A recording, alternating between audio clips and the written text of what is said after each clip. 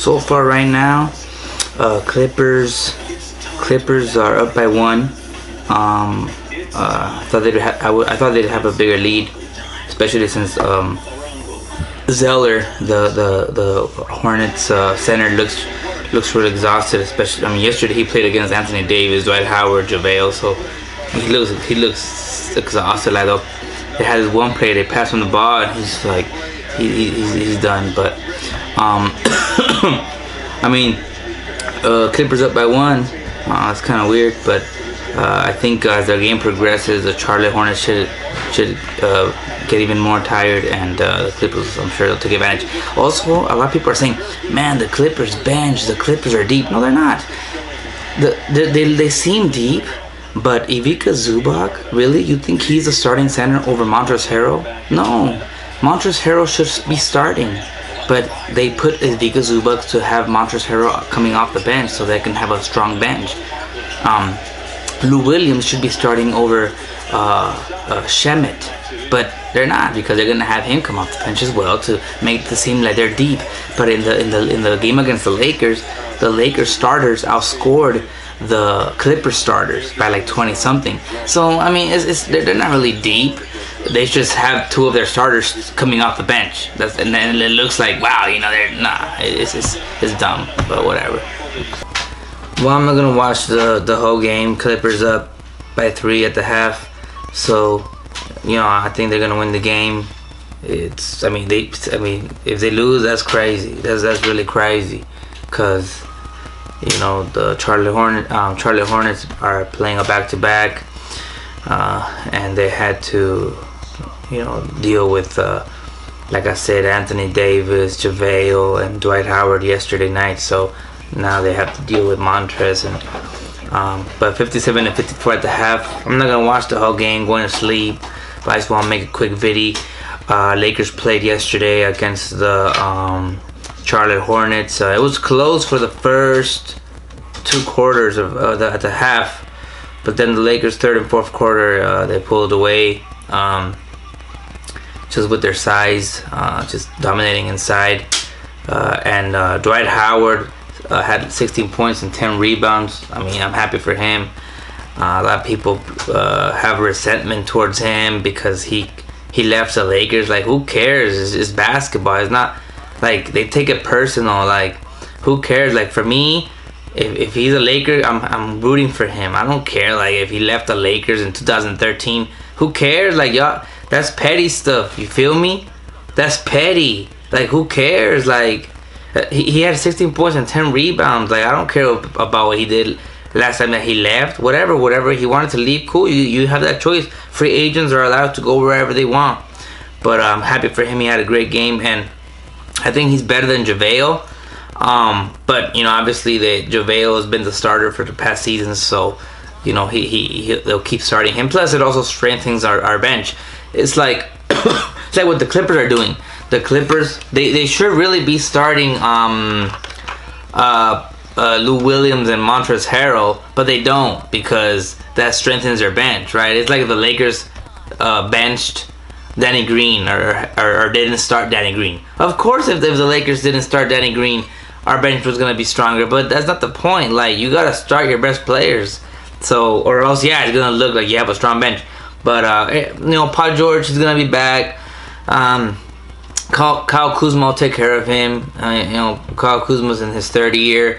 Tall, athletic, can shoot the 3, can drive, can handle the ball. I mean, he's like he's gonna be a stud in this league. Paul George is great, but you know, I don't think he's 29 years old. Maybe he's not. I'm not gonna say he's not in his prime, but I'm not gonna say he's in his prime, but I'm not gonna say he's not in his prime. He's Paul George. He's still all-star and all that. But Kyle Kuzma and him, I think they'll cancel each other out, which is crazy because Kyle Kuzma is only in his 3rd year. But yeah, Kyle Kuzma is that dude. Other than that, I saw from the Lakers yesterday, like I said, some lapses still on defense that I see. But like I said, they corrected them after halftime. Everybody's gonna play hard against the Clippers and against the Lakers. Every team, no matter how garbage they are, against the Lakers, they're gonna play hard. They're gonna bring their best game because it's the Lakers and the Clippers. It's the teams that people are saying that are the top teams or whatever. And against the Bucks too, and against the Sixers too. So, you know, we'll see how the season progresses, but you know, it's 57-54. Clippers are 2-1, and so are the Lakers are 2-1 as well. The Lakers play tomorrow against Memphis. I think it's at Memphis, and we're trying to still get Andre Iguodala, but I think they're gonna wait a few games to see if they want to get him, you know, like to see how they do in the first games, you know, without Andre Iguodala. But you know, I think he'll be a great asset to the team, a great addition as a wing. He can guard, he can shoot the three. He has size, so that'd be perfect. Landry Shamet of the Clippers, 4 out of 6 3-pointers. So when the Lakers play them, the Lakers are gonna have to watch out for that dude. Clippers are shooting 50% from the field. The Hornets are shooting what? 49%.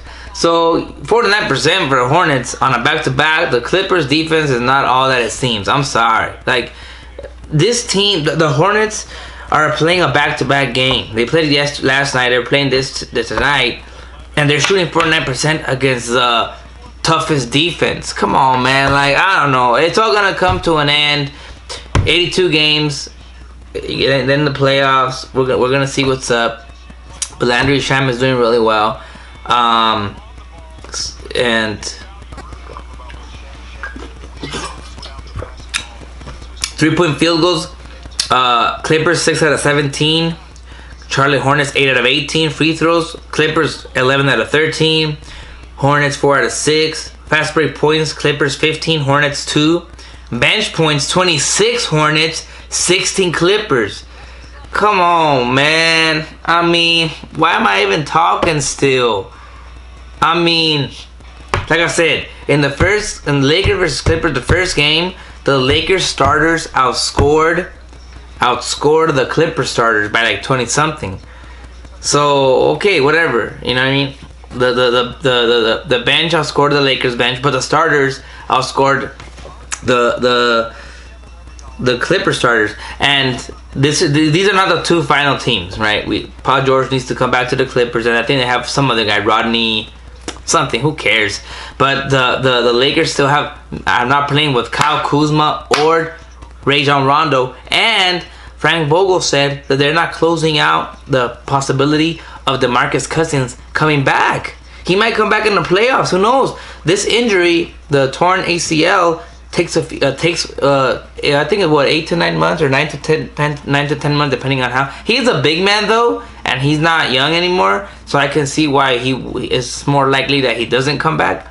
But you know, I mean, they should. I'm sure they have the best doctors and the best rehab people and all that. So I wouldn't be surprised if he comes back like when he came back last year in the finals. That was, I mean, he did really well for the games that he played in the finals. Unfortunately, Kevin Durant was hurt, but they would have won that for sure. But it's halftime. Clippers up by 3. They should win this game. Lakers Grizzlies tomorrow. Bye, Lakers forever.